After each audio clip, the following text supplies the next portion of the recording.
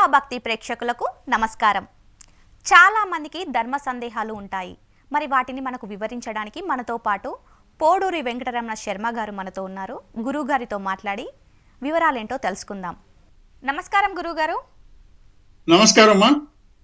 కొంతమంది ధర్మ సందేహాలు అడుగుతున్నారు, అందులో అసలు దేవుడు ఉన్నారా అని అడుగుతున్నారు. దాని గురించి మీరు ఏం చెప్తారు? ఓకే, ఈ దేవుడు ఉన్నాడా అన్నది ప్రశ్న చాలా మందికి వచ్చే ప్రశ్నే ఇది. అయితే మనం ఏ విషయాన్నైనా నిరూపించాలంటే ప్రమాణం అని ఉంటుంది. అంటే ఇప్పుడు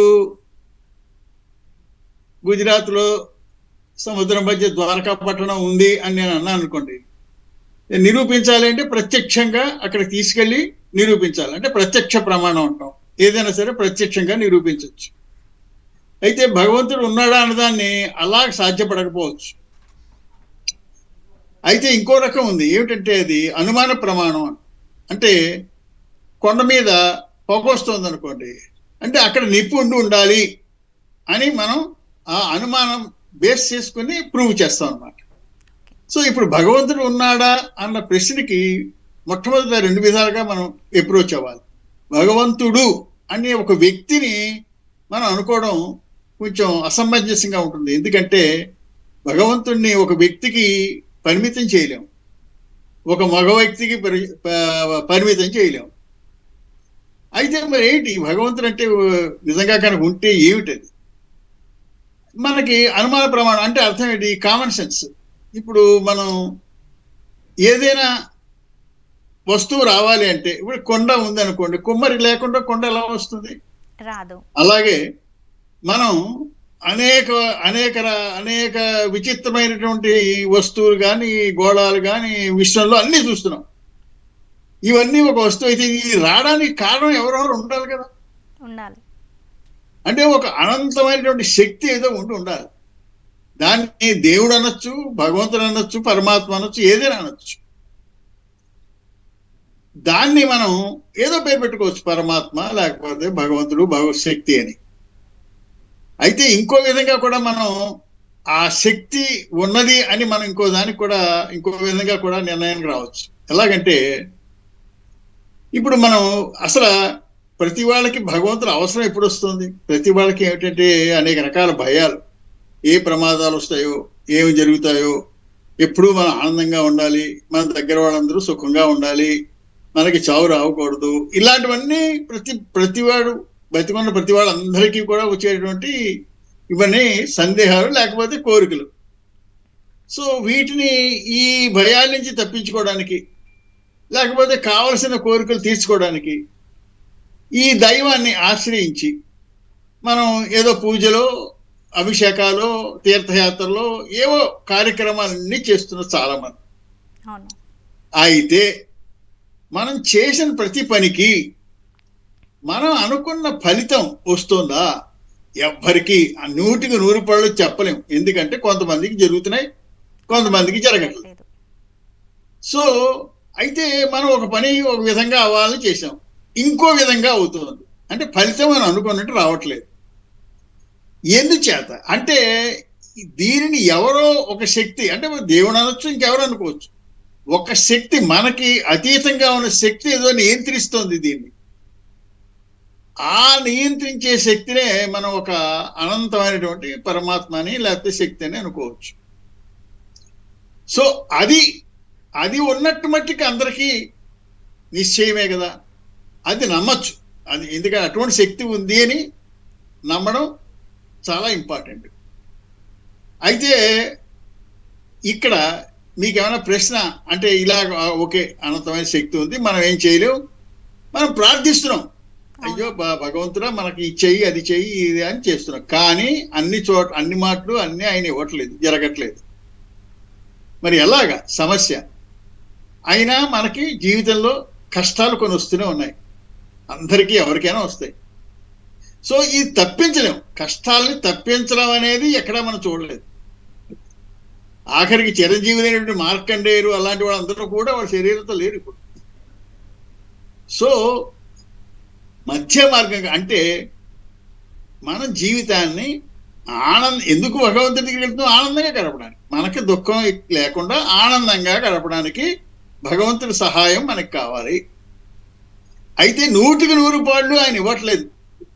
కానీ మనకు వచ్చేటువంటి కష్టాలను కానీ దుఃఖాలను కానీ బాగా తగ్గించి అతి తక్కువలో అవి తప్పుకునేలా మన నుంచి వాటిని జరిగేలాగా చేసే మార్గం ఎవరైనా, లేకపోతే ఏ గ్రంథాలైనా, ఏ పురాణాలైనా ఎవరైనా చెప్పారా? ఎక్కడైనా ఉందా దీనికి సొల్యూషను అని చాలా మంది పరిశోధించారు. కానీ అది యాక్చువల్గా భగవద్గీతలో శ్రీకృష్ణ భగవానే చెప్పాడు.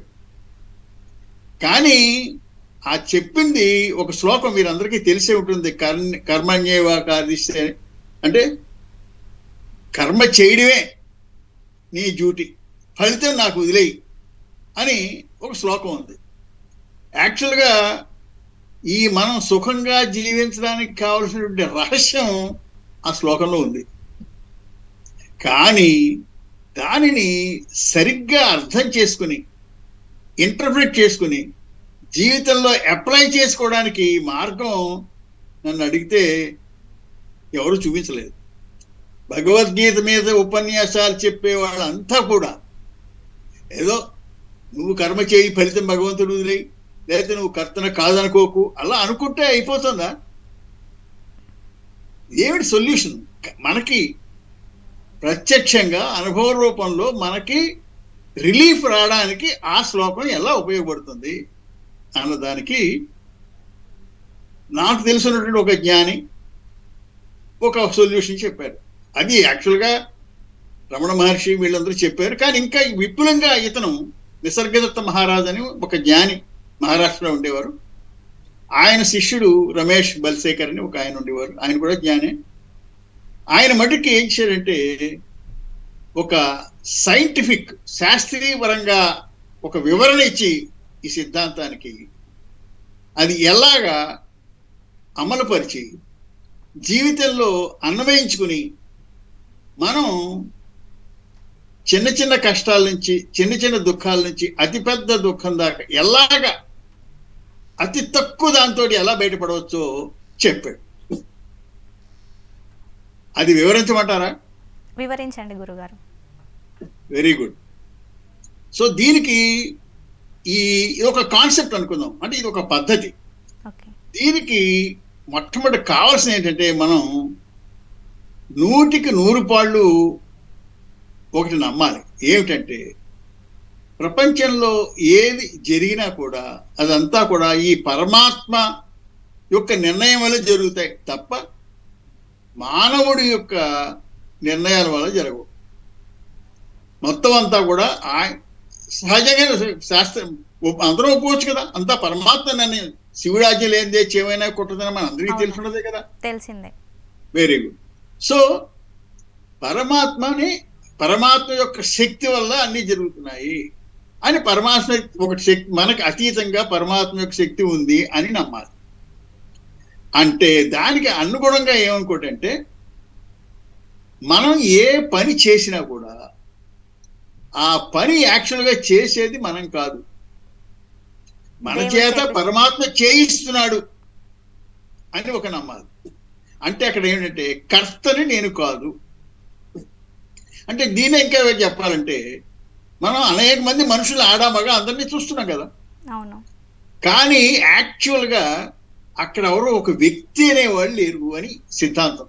అక్కడ ఒక వ్యక్తి లేదు. మనం ఏమనుకుంటున్నాం అంటే సపోజ్ మీరేమో కీర్తి, ఇలా పేరు రమణ శర్మ, నేను రమణ శర్మ అనే వ్యక్తి ఉన్నాడని, కీర్తి అనే ఒక వ్యక్తి ఉందని, ఇలాగా ప్రాతిపదిక మీద పెడుతున్నాం. కానీ అక్కడ సిద్ధాంతంలో ఏంటంటే ఇక్కడ లేరు, వ్యక్తి లేడు. అంటే ఏది జరిగినా ఒక వ్యక్తి చేస్తున్నది కాదు. అంటే ఇప్పుడు ఫర్ ఎగ్జాంపుల్ గడియారంలో గడియారం పనిచేస్తుంది, ముళ్ళు అన్ని తిరుగుతున్నాయి, పనిచేస్తుంది అది. కానీ అక్కడ ఎవరైనా లోపల వ్యక్తి కూర్చున్నాడా? లేడు. అలాగే మన ప్రపంచంలో ఏది జరిగినా కూడా ఒక అనంతమైన శక్తి యొక్క మూల కంట్రోల్లో జరుగుతుంది తప్ప వ్యక్తిగతంగా ఏం జరగట్లేదు అనేది సిద్ధాంతం. అయితే ఒకటి ఇలా ఫస్ట్ నమ్మాలి. ఒకటి ముందు సిద్ధాంతం చెప్తాను, దానివల్ల వచ్చే అడ్వాంటేజ్ చెప్తాను. కానీ ఇది మీరు పూర్తిగా నమ్మాలి అంటే ఆ నమ్మడానికి దానికి వెనకాల ఉన్నటువంటి శాస్త్రీయ వివరణ అది కనుక చెప్తేనే ఈ నమ్మకం కుదురుతుంది. ఈ నమ్మకం మీరు ఎందుకు నమ్మాలో కూడా చెప్తాం. సైన్స్ అంటే ఇది సైంటిఫిక్. ఇది సైన్స్ అంటే అర్థం ఏమిటి? నిరూపించగలగాలి. మనం 2+2=4 అని వచ్చేలా నిరూపించగలగాలి. అప్పుడే సైన్స్ అవుతుంది. అలాగే ఇప్పుడు నేను ఇక్కడ మీకు సైంటిఫిక్ గా మనం చెప్పే పద్ధతికి సైంటిఫిక్ గా ఎక్స్ప్లెనేషన్ ఇస్తాం. సో ఆ ఎక్స్ప్లెనేషన్కి వెళ్లే ముందు మనం ఈ సిద్ధాంతం వల్ల ఇలా నమ్మితే ఏమిటి, మనకి ఎలా ఉపయోగపడుతుందో చూద్దాం. ఫస్ట్ నేను నమ్మాను 100% నేను చెయ్యటం లేదు, ఏ పని చేసినా నేను చేయటం లేదు, పరమాత్మ వల్ల జరుగుతోంది అని నమ్మాను అనుకోండి. సపోజ్ నేను ఒక పని చేశాను. ఏమిటది పని? ఫర్ ఎగ్జాంపుల్, ఒక పర్సు నా బ్యాక్ పాకెట్లో పెట్టుకుని బస్సు ఎక్కా. తీరా బస్సు దిగి చూసుకుంటే బ్యాక్ పాకెట్లో పర్సు లేదు. పర్సులో 10,000 రూపాయలు ఉన్నాయి. మామూలుగా అటువంటి సిచ్యువేషన్లో మనం అందరం ఎలా రియాక్ట్ అవుతాం? ముందు మనల్ని మనం నిందించుకుంటాం. అయ్యయ్యో, ఈ పర్సు పోయిందే, పర్సులో 10,000 ఉన్నాయే, ఈ బ్యాక్ పాకెట్లో ఎందుకు పెట్టాలి, నేను అలా ఎందుకు చేశాను, అసలు బస్సు ఎక్కకుండా ఆటోలో వెళ్ళి ఉంటే బాగుంటుంది అని మనం బాధపడడం, బాధలో మనని మనం నిందించుకోవడం, ఇది జరుగుతుంది. అవునా కదా? Very good. ఇప్పుడు అదే దాన్ని మనం ఈ సిద్ధాంతంలో నమ్మామనుకోండి. ఏమిటి? ఈ పర్సు బ్యాక్ పాకెట్లో పెట్టుకుని బస్సు ఎక్కడంలో జరిగినటువంటి థింగ్ నా నిర్ణయం కాదు, అది భగవంతుడు నిర్ణయించింది కాబట్టి అలా జరిగిపోయింది అనే సిద్ధాంతంలో ఉన్నాను అనుకుందాం. నేను బస్సు దిగ్గానే పర్సు పోయిందని చూడగానే వెంటనే నాకేడు గుర్తొస్తుంది సిద్ధాంతం గురించి. ఓ, ఇలా జరగవలసింది జరిగింది, అది పరమాత్మ నిర్ణయము, అది ఇప్పుడు మార్చలేను నేను. అయితే ఏమిటి చేయాలి? ఇమ్మీడియట్గా ఏం చేయాలి? ఇమ్మీడియట్గా అందులో క్రెడిట్ కార్డ్స్ అవి ఉంటే బ్లాక్ చేసి పోలీస్ స్టేషన్కి వెళ్ళి రిపోర్ట్ ఇచ్చి ఇంకా ఆ కార్యక్రమాలు, దీనిని తగ్గించేటువంటి ప్రయత్నాలు ఏమైనా ఉంటే ఆ నివారణ చేసుకుంటాను తప్ప ఇక నన్ను నేను నిందించుకొని బాధపడను. ఒకటి గుర్తుంచుకోండి, ఎవరికైనా బాధ అనేది చెరిగిపోయింది గుర్తు తెచ్చుకునే బాధపడతాం. ఏదైనా సరే ఏది గుర్తు చూసుకోండి. ఏదైనా పరీక్ష పోయింది, లేకపోతే అది పోయింది, పరీక్ష పోయింది, అరే ఇంకా బాగా చదవలసిందే ఇంకా అని మనం నిందించుకోవటం, అది గుర్తుకొచ్చినప్పుడల్లా బాధపడతాం. ఏదైనా సరే పర్సు పోయింది అని గుర్తుకొచ్చినప్పుడల్లా బాధపడతాం. పర్సు పోగానే ఇంజక్షన్ ఇచ్చి మిమ్మల్ని నిద్రలోకి పంపితే బాధ ఎక్కడ ఉంది? లేదే. అంటే ఆ ఆలోచన నష్టం చేయని ఆలోచన ఎన్ని మాటలు గుర్తుకొస్తే అన్నీ బాధపడతాం. ఇప్పుడు మన ప్రయత్నం అది గుర్తు రాకుండా చెయ్యాలి. ఎలాగా? ఎప్పుడైతే మీరు అది భగవంతుని నిర్ణయం వల్ల జరిగింది అని నమ్మారనుకోండి, అది గుర్తు రావడం తగ్గిపోతుంది, ఆ బాధ నుంచి మీరు బయటపడతారు. సో దీన్ని నమ్మడం వల్ల వచ్చేటువంటి ఒక అడ్వాంటేజ్ ఏమిటంటే ఆ దుఃఖం నుంచి త్వరగా బయటపడి దానికి సమస్యకి పరిష్కారానికి వేరే ముందుకు వెళ్ళిపోతాం. అది ఒకటి. రెండోది ఇంకో డైరెక్షన్లో చూద్దాం. ఏమిటది? ఏ పని చేసినా మనం కాదు చేసింది, పరమాత్మే చేయిస్తున్నాడు అని నమ్మం. ఒక మంచి పని చేశారు, అందువల్ల నీకో ఎవరికో చాలా బెనిఫిట్ జరిగింది, నువ్వు ఊహించలేదు. అప్పుడు ఏమవుతుందంటే అది నేనే చేశాను అని అనుకునే స్థితిలో ఉన్నావు అనుకోండి, అహంకారం, గర్వం వస్తుంది. ఓ నేనంతా ఇదిగో చూసుకొని ఇచ్చేసాను అంతగా చెప్తావు. అహంకారం పెరుగుతుంది, గర్వం పెరుగుతుంది. గర్వం పెరిగితే మనుషులు ఉద్యోగి రారు. ఎందుకంటే ఎవరు నువ్వు అహంకారంగా మాట్లాడితే నేను ఎవరు లైక్ చేయరు. సో ఈ దానికి చాలా అనర్థాలు తెస్తాయి. ఈ అహంకారం వల్ల చాలా అనర్థాలు ఉన్నాయి. కానీ ఎప్పుడైతే నువ్వు ఈ సిద్ధాంతం నమ్మేవో 100% అది చేయించింది పరమాత్మ నా చేత, నేను కాదు చేస్తా అని నమ్మేవనుకోండి, ఇమ్మీడియట్గా గాలి తీసేసినట్టు నీ అహంకారం తగ్గిపోతుంది. నువ్వు లేవు అక్కడ, నీ అహంకారం రాదు. వినయం అంటే హ్యూమిలిటీ, అది నీ వ్యక్తిత్వంలో ప్రకటితమవుతుంది. ఎప్పుడైతే హ్యూమిలిటీ వచ్చిందో మనిషికి ఒక రకమైనటువంటి కాంతి వస్తుంది. ప్రతి వాడు లైక్ చేస్తారు. మనం చూడండి ఎక్కడైనా సరే, హ్యూమిలిటీ ఉన్న వాళ్ళని, వినయం ఉన్న వాళ్ళని అందరూ లైక్ చేస్తారు. సో ఇది నీ మటుకి మన వ్యక్తిగతంగా మనకి జరిగిన నష్టం పట్ల కానీ మనకు జరిగిన లాభం పట్ల కానీ ఎలాగా దాని స్పందన ఉండాలి అనేది మనం డిస్కస్ చేసాం. ఓకే, దీన్నే ఇదే సిద్ధాంతంలో ఉండగా నీకు కాకుండా ఇతర వ్యక్తులు కూడా అప్లై చేద్దాం. ఇతర వ్యక్తులు అంటే అవతల వారు ఎవరో నీతో సంబంధంలో, నీతో పరిచయస్తులను, నీకు సోషల్ యాక్టివిటీలో ఇంకొకరితో, మీ ఇంట్లో కుటుంబ సభ్యులు అవ్వచ్చు, మిత్రులు అవ్వచ్చు, ఎవరైనా అవ్వచ్చు. వాడు చేసిన పని వల్ల నీకు నష్టమో, నీకు చిరాకో ఏదో జరిగింది. దానివల్ల మీరు ఇమ్మీడియట్ గా ఆ చేసిన వాడు వాడే అని మీరు నమ్మారనుకోండి, అప్పుడు కోపపడతారు, రియాక్ట్ అవుతారు, వాడిని హేట్ చేస్తారు. అలా కాకుండా అరే అక్కడ ఎవరు లేడు వ్యక్తి, పరమాత్మ నిర్ణయం వల్ల జరిగింది, వాడు కూడా వాడు కర్త కాదు అనుకున్నప్పుడు ఏమవుతుందంటే ముందు దానివల్ల నెగిటివ్ ఎఫెక్ట్స్ ఇమ్మీడియట్ గా ఎలా అప్రోచ్ అవ్వాలో చేసుకుంటారు తప్ప మనిషిని హేట్ చేయరు.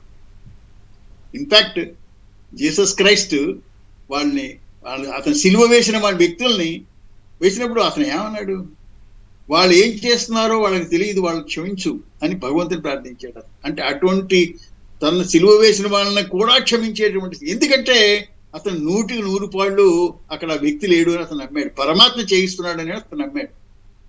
ఇలాంటివి మన వాటిలో కూడా చాలా ఉన్నాయి సందర్భాలు.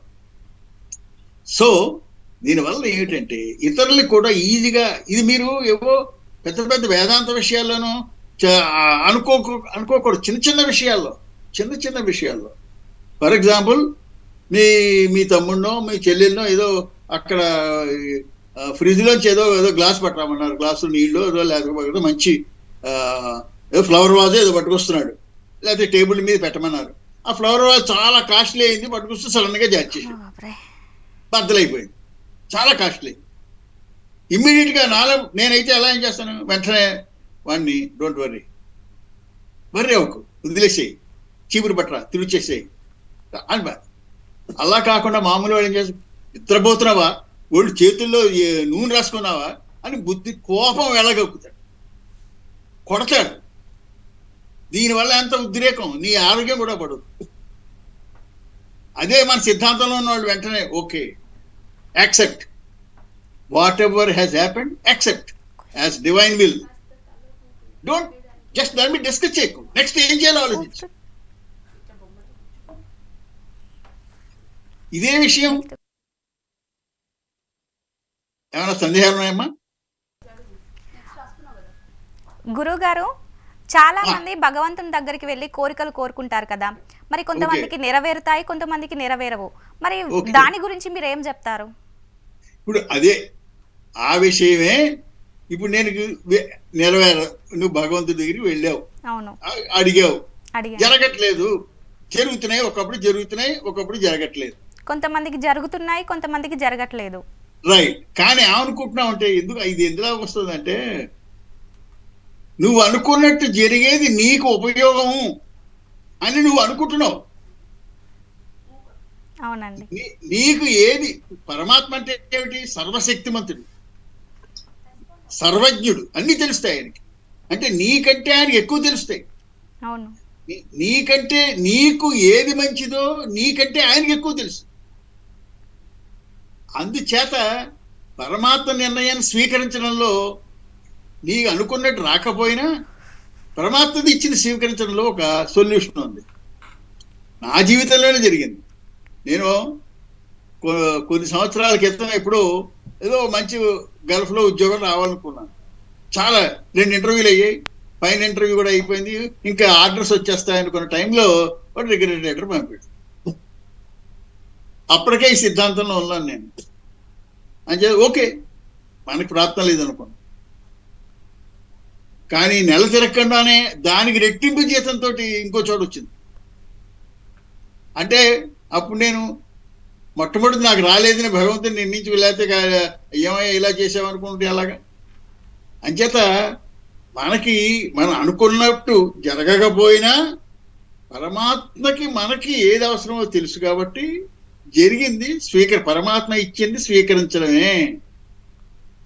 అంచేత నువ్వేం చేయాలి? నువ్వు చేసే పని చెయ్యి, నువ్వు చేయదలుచుకున్నది చెయ్యి, వచ్చిన ఫలితం పరమాత్మ నుంచి స్వీకరించాలి. సో గురుగారు ఇది ఒక రకమైన సొల్యూషన్. ఇప్పుడు నేను చెప్పేది ఏంటంటే మనకి ఇది మీ కోరికలకే కాకుండా అనేక సందర్భాల్లో జీవితంలో అప్లై చేసుకోవచ్చు. ఒకటి అడగచ్చు చాలా మంది, ఏమండి మనమే పని చేస్తున్నాం కదా, చేసేది నేనే కదా, నీకు నేను చేయట్లేదంటారేమిటి? దానికి ఏమిటి ఏమైనా శాస్త్రాధారం ఏమైనా, దానికి ఏమైనా వివరణ ఇస్తారా అంటే వివరణ ఇస్తే నేను దాన్ని నమ్మగలుగుతాను. నేను నమ్మాలి కదా, మరి ఏమిటి అంతా నా చేత భగవంతుడే చేయిస్తున్నాడు అని నేను నమ్మాలి. ఏదో మాట వరుసగా అనుకోవడం కాదు, శాస్త్రీయంగా నమ్మాలి. ఏమిటా శాస్త్రం దీని వెనకాల, దాన్ని నేను మీకు వివరిస్తే మీకు అప్పుడు అర్థమవుతుంది. వివరించండి గురుగారు. Very good. ఇప్పుడు ఏమిటంటే మనం ఏ పనైనా చెయ్యాలంటే ముందు ఏం జరుగుతుంది? ఒక ఆలోచన మనకి వస్తుంది. ఇప్పుడు నేను వెళ్ళి ఒక కాఫీ తాగాలి అనుకుంటే ఊరికే వెళ్ళి ఆలోచన కాఫీ తాగాలి అని ఆలోచన రాకుండా వెళ్ళి కాఫీ తాగను. అవును గురుగారు.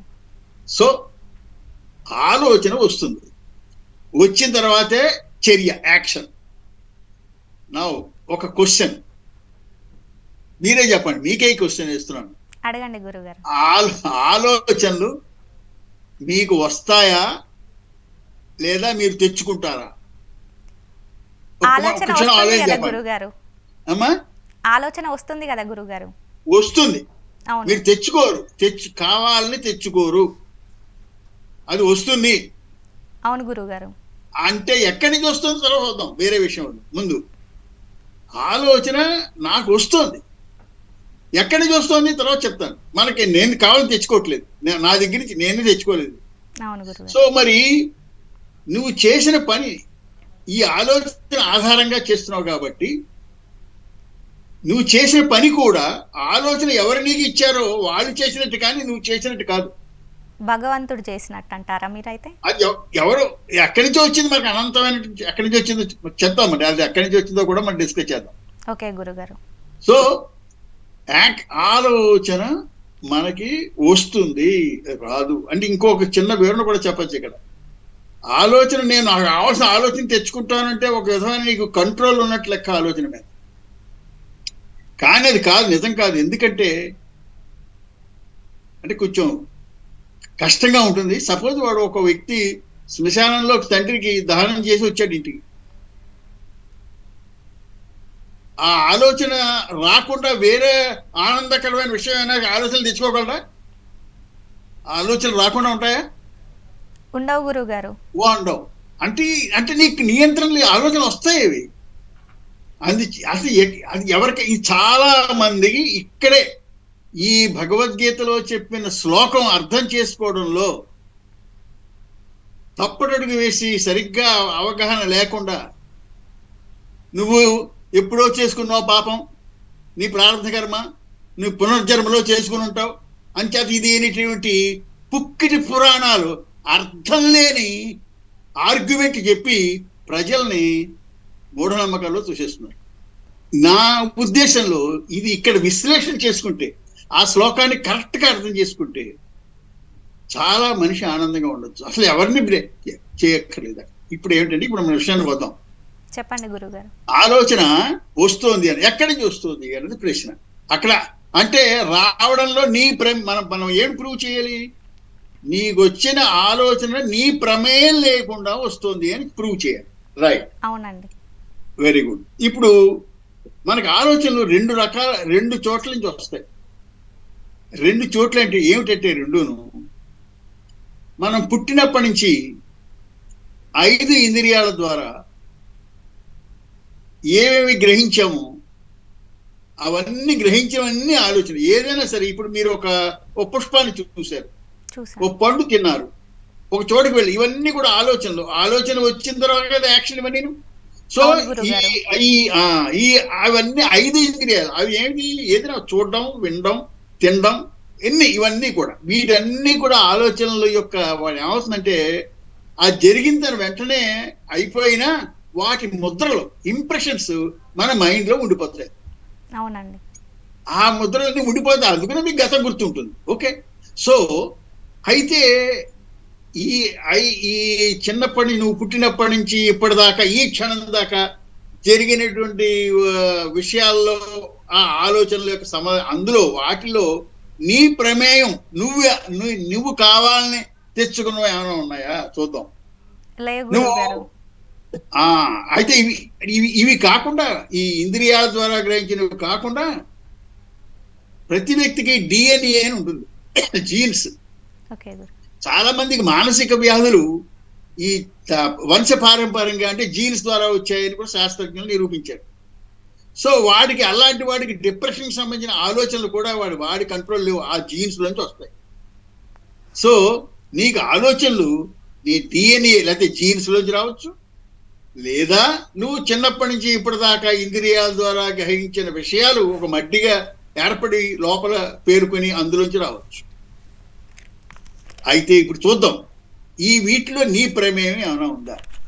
నువ్వు ఫలానా తల్లిదండ్రులకు పుట్టడంలో నీ ప్రమేయం ఏమైనా ఉందా? లేదు. అంటే డిఎన్ఏ ద్వారా వచ్చే నీ ఆలోచనలు నువ్వు తెచ్చుకోలేదు, నీ ప్రమేయం లేదు. లేదు గురుగారు. రైట్. నా చిన్నప్పుడు నువ్వు మీ నాన్నగారు ఎక్కడ పనిచేస్తే నువ్వు పుట్టిన తర్వాత నువ్వు ఆ ఊళ్ళో ఉన్నావు. అవునండి. మీ నాన్నగారు ఏ స్కూల్లో వేస్తే ఆ స్కూల్లో చదివావు. అవునండి. ఆ వాటిలో నీ నిర్ణయం ఏం లేదు. ఏమీ లేదు. సో అక్కడ జరిగిన వాటి యొక్క ఎఫెక్ట్ కూడా నీకు లేదు. అస్సలు లేదండి. ఇలా జీవితం నుంచి చూసుకుంటే ఈ జరిగినవన్నీ కూడా ఒకదానికొకటి లింక్ వల్ల జరుగుతున్నాయి తప్ప నువ్వు ప్రత్యేకంగా ఇది నేను చేసింది అనేటువంటి దానికి లేదు. అంటే ఇప్పుడు ఏమైంది, మన దగ్గర ఒక పెద్ద బ్యాంక్ ఉంది. ఏమిటి? కొన్ని కోట్ల ఆలోచనలు అక్యూములేట్ అయిపోయి ఉన్నాయి. సో ఎవరికైనా ఏ ఆలోచనైనా రావాలి అంటే ఇందులోంచే రావాలి. అంటే నీకు ఈ అనుభవాల్లో సంబంధం లేనిది రాదు.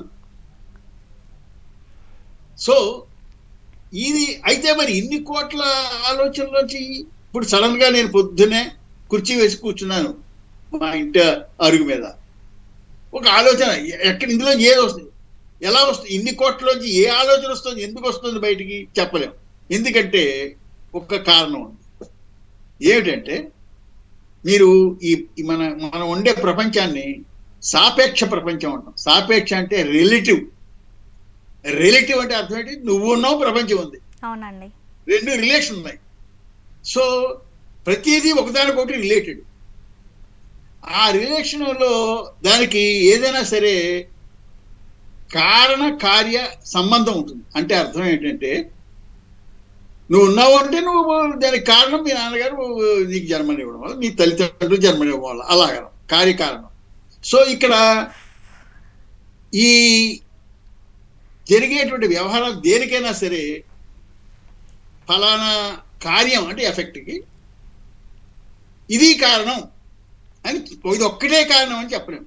ఎందుకంటే ఫర్ ఎగ్జాంపుల్ ఇప్పుడు మీరు నన్ను ఇంటర్వ్యూ చేస్తున్నారు. అవునండి. ఇది కార్యం. అవునండి. దీనికి కారణం ఏమిటి? నేను ఏదో గతంలో ఇంకో టీవీలో ఏదో ఇంటర్వ్యూ ఇవ్వడం. అవును. దానికి కారణం ఏమిటి? ఎవరో నన్ను అడగడం, నా పుస్తకం చదవడం. దానికి కారణం ఏమిటి? నేను పుస్తకం రాయడం. ఇలాగా నువ్వు కారణం వెతుక్కుడు పెడితే అనంతంలో పడిపోతావు.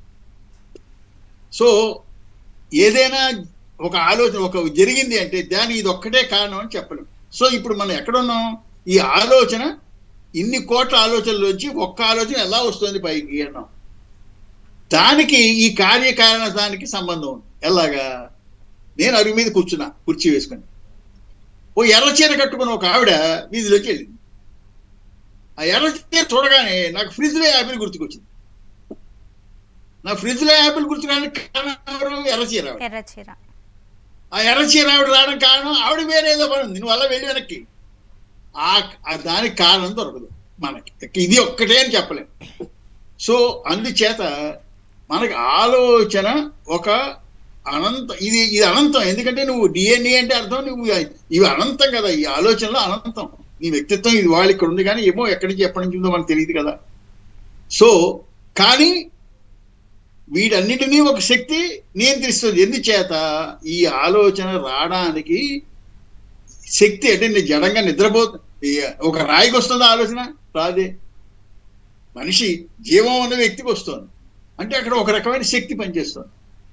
సో ఈ ఆలోచన రావడం అనేది ఒక అనంతమైనటువంటి అది ఒక మన వ్యక్తి లేడన్నాం కదా, మనం మొట్టమొదటి సిద్ధాంతం ఒక వ్యక్తి లేడు, అది అనంతమైనటువంటి పరమాత్మలో ఉన్నటువంటి ఒక శక్తి వల్ల ఒక ఆలోచన వచ్చి ఒక చోట ఒక పని చేయబడుతుంది.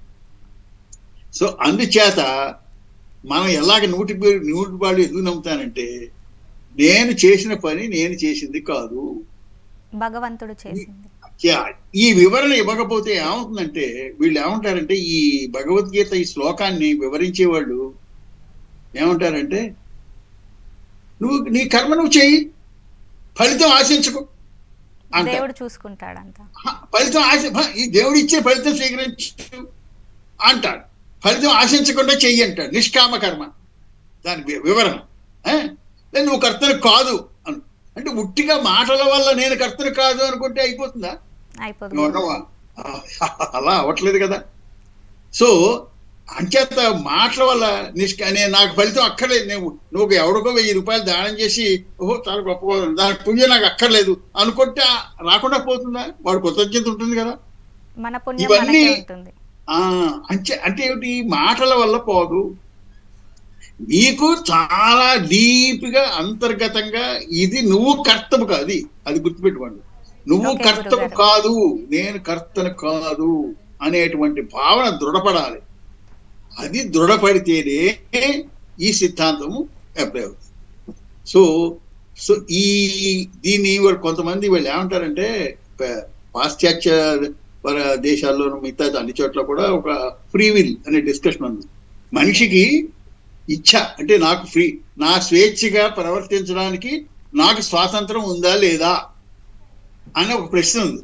మరి మీరు ఏం చెప్తారు గురువు గారు? ఉందని చెప్తారా లేదని చెప్తారా? వెరీ గుడ్, దానికే వస్తున్నాయి ఇక్కడ. నాకు స్వాతంత్రంగా ప్రవర్తించడానికి అంటే మీరు ఇప్పుడు ఇందాక నుంచి అంతా పరమాత్మ చేస్తున్నాడు అంటారు, అంతా పరమాత్మదే అంటున్నారు. మరి అయితే ఇంకా నేనేం చెయ్యక్కర్లేదా, నాకేమీ అసలు ఏమి చేయడానికి ఫ్రీడమ్ లేదా అని మీరు అడగచ్చు. మంచి సహజమైన క్వశ్చన్ అది. ఫ్రీడమ్ ఎందుకు లేదు? ఉంది. ఒకటి గుర్తుపడి, ఇదే రహస్యం ఈ సిద్ధాంతంలో. నీకు ఏ పని చేయడానికన్నా 100% ఫ్రీడమ్ ఉంది. అంటే మళ్ళీ మీరు దీన్ని ఎలా లింక్ చేస్తాయో అని అడగచ్చు. మీరు దానికి వస్తాం. ఇప్పుడు నేను వెళ్ళి అర్జెంట్గా కాఫీ తాగాలనిపించిందండి, వెళ్ళి కాఫీ తాగుతాను. నాకు ఎవరు ఆపుతారు? ఎవరు ఆపలేరు. నా చెయ్యి ఇలా ఊపాలనిపిస్తుంది, ఊపుతాను. నాకు ఇంకో చోట వెళ్ళాలనిపిస్తుంది, పెడతాను. ఇవన్నీ నాకు అబ్సల్యూట్ ఫ్రీడమ్ ఉంది. అంటే ఇక్కడ ఏం చెప్పాలంటే ఇక్కడ ఫ్రీడమ్ ఉంది కానీ భగవంతుడు చేపిస్తున్నాడు మనతో. అక్కడ చాలా బాగా గ్రహించారు. అయితే ఇప్పుడు ఏంటంటే బ్యాంక్ నోట్లు పెట్టినడా ఉన్నాయి, మంచి కరెన్సీ నోట్లు, కానీ ఏమిటది? Fake currency. ఫేక్ కరెన్సీ వల్ల ఉపయోగం ఏముంది? ఏమీ లేదు. అలాగే ఫ్రీడమ్ ఉంది, చెయ్యి, ఏ పని చేయడానికి ఉంది, కానీ నిజంగా చేసేది నువ్వు కాదు.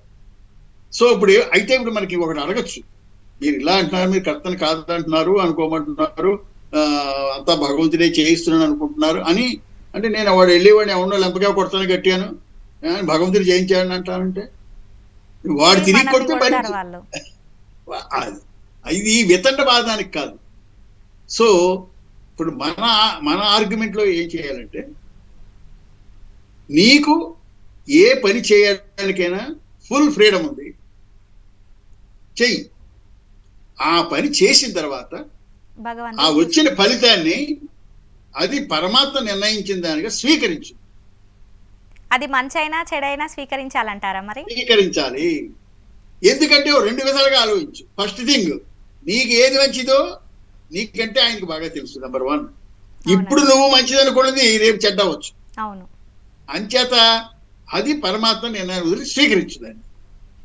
అయితే ఇది స్వీకరించడం ఎప్పుడు చేయగలుగుతావు అంటే, నువ్వు ఏ పని చేస్తే ఈ ఫలితం వచ్చిందో ఆ ఫలితం యాక్చువల్గా నీ చేత పరమాత్మ చేయించాడని నువ్వు నమ్మితే ఈ ఫలితాన్ని స్వీకరించగలుగుతావు, హ్యాపీగా యాక్సెప్ట్ చేస్తాం. ఇటువంటివి మీరు అనుకుంటున్నారు ఏదో పెద్ద ఆధ్యాత్మిక విషయాల్లో, చాలా చిన్న చిన్న విషయాల్లో, చాలా చిన్న చిన్న విషయాలు. చిన్న ఒక విషయాలే అత్తగారు అంటారా కోడల్ని మరి? చిన్న విషయాలే అంటారా ఇవన్నీ మీరు? చాలా చిన్న విషయాల్లో కూడా అప్లై చేయొచ్చు అంటున్నాను నేను. ఇప్పుడు నేను ఎందుకంటున్నానంటే, ఒక సపోజ్ ఒక గృహిణి పొయ్యి మీద పాలు పెట్టి పెట్టింది, పనిలో పడుకు మర్చిపోయింది, పొంగి మాడిపోయింది, ఈ లోపల వాసన వచ్చేదాకా తెలియలేదు. అప్పుడు ఏమంటాడు భర్త, లేకపోతే ఇంకెవరు, ఆవిడ కోప్పడచ్చు, ఆవిడే నిందించుకోవచ్చు. ఎంత బాధ, ఎంత గొడవ అవుతుంది, ఎంత మనస్తాపం అవుతుంది. అవునండి. కానీ సిద్ధాంతం నమ్మారనుకోండి, ఓకే, జరగవలసింది అది పరమాత్మ నిర్ణయం, లెట్ us యాక్సెప్ట్ అనగానే శాంతి. అటువంటి ఇంట్లో శాంతి ఉంటుందండి. దెబ్బలాట్లు రావు. ఊరికే అప్పుడేదో ఆ మాట అన్నావు, ఆ మాట అన్నావు, ఈవేళ ఈ మాట అన్నావు అని అనుకుని దెప్పుకుని దెబ్బలాడుకునే సందర్భాలు లేవా? ప్రతి ఇంట్లో వచ్చే గొడవలు వీటి వల్లే, ఈ అవగాహన లేకే. మీ తమ్ముడు అవచ్చు, అన్న అవచ్చు, ఎవరైనా వాళ్ళు చేసిన పనుల్ని మీరు కంప్లైంట్ చేసి కానీ, వాళ్ళు మీరు నిందించి కానీ, కోప్పడి కానీ, ఇవన్నీ చేస్తా. చాలా జరిగేవి. అంతా ఎందుకు రోడ్డు మీద చూస్తుంటాం మనం. ఇద్దరు వెళ్ళి వాడు ఓ కారు గుద్దుకుంటారు, అక్కడి నుంచి ట్రాఫిక్ ఆపేసి ఇంకా ఎంత ఘోరంగా జరుగుతాయి ఇవి. అవునండి. అప్పుడు ఆ విజ్ఞత ఉంటే ఓకే, అంటే సారీ చెప్పేసి అయిపోయింది, ఇక్కడ మన పొరపాటు అయింది అని అనుకో, జరగవలసింది అయింది. మరి ఈతలు అంటే మీరంటే ఇలా జరుగుతాయంటే జరుగుతాయి. నీ వ్యక్తిత్వంలో కనుక ఇది కనుక ఉంటే జరుగుతుంది. నువ్వు మామూలు సామాన్యుల కంటే భిన్నంగా నువ్వు ఉండాలనే కదా నీ ప్రయత్నం. అవునండి. నమ్మిది 100కి నువ్వు అప్లై చేయి.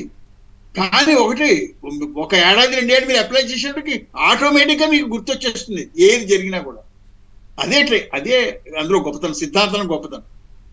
దీన్ని మీరు అమలుపరిచిన కొద్దీ మీకు ఇంటర్నలైజ్ అయిపోయి ప్రతి సందర్భంలోనూ ఇది గుర్తొచ్చి మీకు చాలా విషయాల నుంచి, నిరుత్సాహం నుంచి మిమ్మల్ని బయటపడేస్తుంది.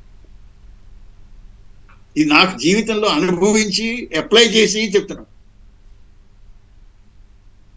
చాలా పెద్ద విషయాలు కూడా, చిన్న విషయాలు, అతి పెద్ద విషయాలు, అతి చిన్న విషయాలు, అతి దుఃఖభరితమైన విషయాల నుంచి కూడా ఎడిచి ఏమిటంటే, ఒక్క విషయం చెప్పాలి. ఇక్కడ మన పనులు చేసినప్పుడు మనం అనుకున్నట్టు జరగనప్పుడు, లేకపోతే మన దగ్గర బంధువులకు, లేకపోతే ఇంకా ఎక్కువ విషయాలు జరిగినప్పుడు అసలు దుఃఖం రాదు అనే చెప్పను. కొద్దో గొప్ప వెంటనే వస్తుంది. అయితే మిగతా వాళ్ళకి మనకి తేడా ఏమిటంటే, మనం అతి త్వరగా బయటపడిపోతాం, అతి త్వరగా. ఎందుకంటే మన సిద్ధాంతం గుర్తుకొస్తుంది. ఈ సిద్ధాంతం నమ్మిన వాడికి ఏమంటే వెంటనే ఇది గుర్తుకొచ్చి అక్కడ ప్రవర్తన వేరే. ఇది లేనివాడు ఫస్ట్ వాడిని నిందించుకుంటాడు, అవతల వాడిని నిందిస్తాడు, మొత్తం అన్ప్లెజెంట్ సిచ్యుయేషన్ క్రియేట్ చేస్తాడు. ఇది ఆ భగవద్గీతలో ఆ శ్లోకం యొక్క కర్మణ్యేవాధికారస్తే మా ఫలేషు కదాచన అని ఒక శ్లోకం ఉంది. ఆ ఒక్క శ్లోకం యొక్క ప్రాక్టికల్ వివరణ ఇది. అంతేకాని వాడెవడో సపోజ్ ఏదో అయింది, పాపం ఒక అవకరంతో పుట్టాడు, లేకపోతే ఏదో సఫర్ అవుతున్నాడు, అలాంటి వాడికి వెళ్ళి ఎప్పుడూ చేసుకున్నావు పాపం ఈ జన్మలోదో అని నిరుత్సాహంగా మాట్లాడి వాడిని నిర్వీర్యం చేసేసింది ఈ సిద్ధాంతీకర్తలు. దీన్ని సరిగ్గా అప్లై చేయడం చేత కాని వాడు. పూర్వజన్మ ఏంటండి? పూర్వజన్మ ఎవరైనా నిరూపించగలడా? పూర్వజన్మ ఎవడైనా నిరూపించగలడా? ఉత్తర జన్మ ఫలానా వాడి అని ఇవన్నీ ఎవడైనా చెప్తే నమ్మద్దు. అయితే మరి ఏమిటంటారు?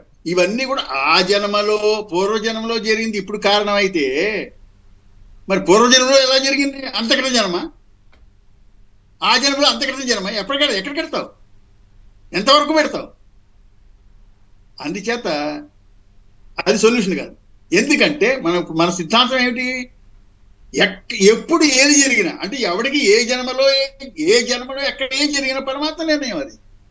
పరమాత్మలోని ఒక శక్తి, పరమాత్మలోని ఒక శక్తి వల్ల జరుగుతుంది అది, అంతే. ఇంకా దాన్ని ఇంకా మీరు పునర్జన్మలు కర్మలు ప్రాణి పెట్టకండి.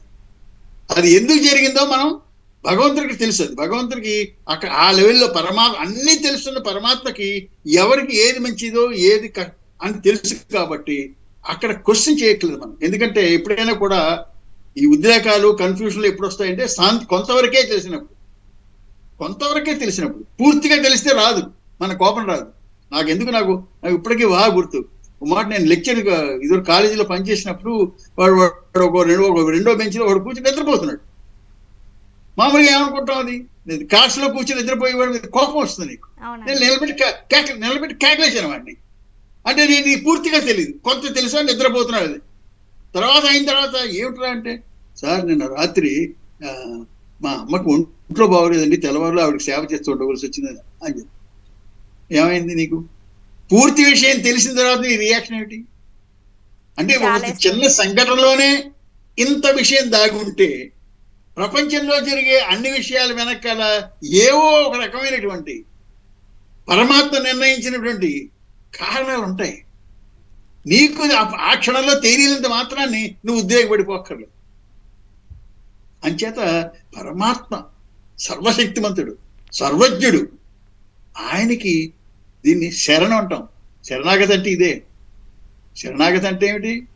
అటువంటి పరమాత్మ యొక్క శక్తికి శరణాగతి చెందితే ఎవరిని నిందించక్కర్లేదు. This is the concept and application. ఇప్పుడు మీ డౌట్స్ ఏమైనా ఉంటే చెప్పండి. గురువు గారు, మనతో దేవుడే చేయిస్తున్నారు అని అంటున్నారు కదా మరి మీరు. రైట్. మరి మనిషి సంతోషంగా బ్రతకాలి అంటే ఏం చేయాలంటారు మరి మీరు? సంతోషంగా బ్రతకాలని ఏం చేయాలంటే, నువ్వు చేయదలుసు నువ్వు చెయ్యి. ఏమండి? చేసిన తర్వాత వచ్చిన ఫలితాన్ని పరమాత్మ ఇచ్చినటువంటి ఫలితంగా స్వీకరించు. ఇంతకు తప్ప వేరే సొల్యూషన్ లేదు. దానివల్ల ఏమవుతుందంటే నీకు దుఃఖం తగ్గుతుంది, ఆనందంగా ఉంటావు. సో ఎప్పుడూ ఆనందంగా ఉండడానికి సొల్యూషన్ ఇది. భగవంతుడు ఎలా చెప్తే అలా చేయమని చెప్తారా మీరు? నీకెలా భగవంతుడు ఎలా చెప్పాలి అక్కడ, నీకు ఎలా తోస్తే అలా చెయ్యి. కానీ వాడు మర్చిపోకు, నీకు ఎలా తోస్తే అలా చేస్తున్నప్పుడు నీకు తోపించేది పరమాత్మ అని మర్చిపోకు. ఎందుచేత ఆలోచన నీకు పరమాత్మ ఇస్తున్నాడు. అవునండి. ఇంకో విషయం చెప్తాను. మీరు ఆలోచనలు మీకు వస్తాయి, తెచ్చుకో అన్నదానికి ఇంకొక నిరూపణ ఇప్పుడే చెప్తాను. మీరు ఊపిరి తీసుకుంటున్నారా? అది జరుగుతుందా? జరుగుతుంది గురుగారు. ఊపిరి మీరు ప్రయత్నపూర్వకంగా తీసుకోవట్లేదు. అవునండి. ఎవరి వల్ల జరుగుతుంది? అది భగవంతుని ద్వారా. ఏదో ఒక శక్తి, నువ్వు భగవంతుడను ఏదో మీలో మీ జ్ఞానంలో మీ ఒక శక్తి వల్ల అది జరుగుతుంది. సో ఆలోచనలోకి యాక్చువల్గా ఇంకో గుర్తుపెట్టుకోండి, మీరు ఊపిరి ఒక క్షణం ఆపేయండి అంటే ఊరికి బలవంతంగా ఆపితే ఏమవుతుందో ఆలోచన అయిపోతుంది. ప్రాణం ఆగినట్టు అవుతుంది కదా గురుగారు. ఆలోచన అయిపోతుంది. ప్రాణాయి సరే ముందు ఊరికే ఒక క్షణం ఊపిరి బిగబెట్టారు అనుకోండి, ఆ టైంలో ఆలోచనలు రావు. అంటే అర్థం ఏంటి? ఆలోచనలు ఎలా వస్తున్నాయో అంటే మీకు ఊపిరి రావడానికి ఆలోచనకి ఒకటే మూలం. అంచేత ఆలోచనలు మీకు ఊపిరి తీసుకోవడం అనేది సహజంగా జరుగుతుంది, నీ ప్రయత్నం ఏం లేదు. సో అందులో మీ ప్రయత్నం ఎలా లేదో ఈ ఆలోచనలు రావడంలో కూడా మీ ప్రయత్నం లేదు. అంతా భగవంతుడు చేస్తున్నారు. అది సో ఇంకెప్పుడైతే మీరు ఆలోచనలు రావడం మీ ప్రమేయం లేదో అన్నప్పుడు ఇంక మీరు కర్త కాదు. మీరు భగవద్గీతలో శ్రీకృష్ణుడు ఒకసారి అర్జునుడితో ఊరే నువ్వు చంపుతున్నానని ఎందుకు అనుకుంటావు? వాళ్ళందరూ ఎప్పుడో నా చేసి చంపబడ్డారు అంటాడు కృష్ణుడు. మరి ఏమిటి భగవద్గీత మనం అర్థం చేసిన గురికి బట్టి శ్లోకాలు వల్లించడానికైనా? జీవితంలో అన్వయించుకోవద్దు, అనుభవించాలి కదండి. మరి ఇంకా ఏమైనా సందేహాలు ఉన్నాయా? అయితే మీరు ఒకటి అడిగారు, జీవితంలో ఆనందంగా ఉండడానికి ఇంకా మార్గాలు ఏమంటే ఇది ఒకటే ఒక మార్గం. ఇది ఎవరికి, ఇది చాలా మంది ప్రజానీకాలు అంటే చాలా మంది ప్రజలు నమ్మకాల మీద ఆధారపడి ఉంటారు. నమ్మకం అంటే ఏమిటా నమ్మకం? ఏ వెంకటేశ్వర స్వామి తిరుపతిలో ఉన్నాడని, లేకపోతే శ్రీరాముడు అయోధ్యలో ఉన్నాడని, లేకపోతే కృష్ణుడు ద్వారకలో ఉన్నాడని, లేకపోతే ఇంకెక్కడో దైవం ఎక్కడో అక్కడ కైలాసంలో శివుడు ఉన్నాడని, ఇలాగా నమ్మకం పెట్టుకుని ఆ నమ్మకం మీద ఆధారపడి జీవిస్తూ ఉంటారు చాలా మంది. వాళ్ళని తప్పు పట్టట్లేదు. ఏం చేదంటే అలా నమ్మే ఆ నిర్ణయాలు కూడా వాళ్ళు కాదు కదా పరమాత్మ నిర్ణయం అది. కానీ ఎక్కడో ఒకళ్ళకి సందేహం వస్తుంది. నేను అన్నారు, నేను ఎందుకు చెప్తున్నా, ఈ చెప్పేదానికి ప్రాతిపదిక ఏమిటంటే, మీరు జీవితంలో ఆనందంగా జీవించడం ఎలాగా ఏమిటి అన్నారు కదా, దానికి ఇందాక మనం డిస్కస్ చేసింది ఒకటే, ఒక పార్ట్ అది. ఇంకొక పార్ట్ ఉంది. ఎప్పుడు ఆనందంగా ఉండడానికి, అసలు ఆనందమే మీరు అని గుర్తించడానికి మీరెవరో మీరు తెలుసుకోవాలి. అంటే ఇప్పుడు మీ పేరు కళ్యాణి అనుకున్నాం, కళ్యాణి అని మీరు అనుకుంటున్నారు. ఈ కళ్యాణి ఎవరు అసలు కళ్యాణి అంటే ఎవరు? శరీరమా? ఎవరు? అది యాక్చువల్గా దాన్ని ఏమంటామంటే, మీరు ఏదని మీరు అనుకుంటున్నారో అది మీరు కాదు. ఒక గురువు ఏం చెప్పాడంటే ఒక శిష్యుడికి, ఒరే అబ్బాయి, నువ్వు ఎవరని నువ్వు అనుకుంటున్నావో అది నువ్వు కాదురా అని. నేను సుబ్బారావుని, నేను అనుకుంటున్నాను, నేను సుబ్బారావుని, 5 అడుగుల 6 అంగుళాల సుబ్బారావుని, నా పేరు ఇది, నా క్వాలిఫికేషన్ ఇది అని అనుకుంటున్నాను నేను. ఆయన ఏమంటాడు గురువు, అబ్బాయి నువ్వు ఇది కాదు, నీ స్వరూపం ఇది కాదు. స్వరూపం అంటే ఏంటి? నీవు అనుకున్నది అసలు స్వరూపం ఒకటి ఉంది, వేరే ఉంది. ఇది నువ్వు అనుకుంటున్నది కాదు.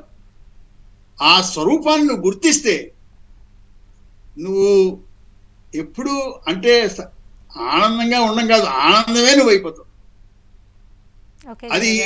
అది పరాకాష్ఠ. అయితే ఈ స్వరూపాన్ని గుర్తించడం అనేటువంటిది ఒక అద్వైత మార్గం. దానిలో ఆ కాన్సెప్ట్ ఉంది. దాని ప్రకారం కొన్ని అవగాహన తెచ్చుకుని కొంత సాధన అంటే మామూలుగా ఈ యజ్ఞాలు, యాగాలు, అభిషేకాలు, పూజలు లా కాదు. కర్మ, అది అవన్నీ కర్మలు కాకుండా తెలుసుకోవడం. నీ స్వరూపాన్ని నువ్వు నాకు తెలుసుకోవడం కూడా కాదు, గుర్తించడం అంటాం. అక్కడ గుర్తించడం, అది స్వరూపాన్ని గుర్తించడం. దానికి ఇప్పుడు మీకు ఇందులోనే చెప్పేస్తే మొత్తం అంతా కన్ఫ్యూజ్ అయిపోతారు. దానికి వేరే సందర్భంలో మనం డిస్కస్ చేద్దాం.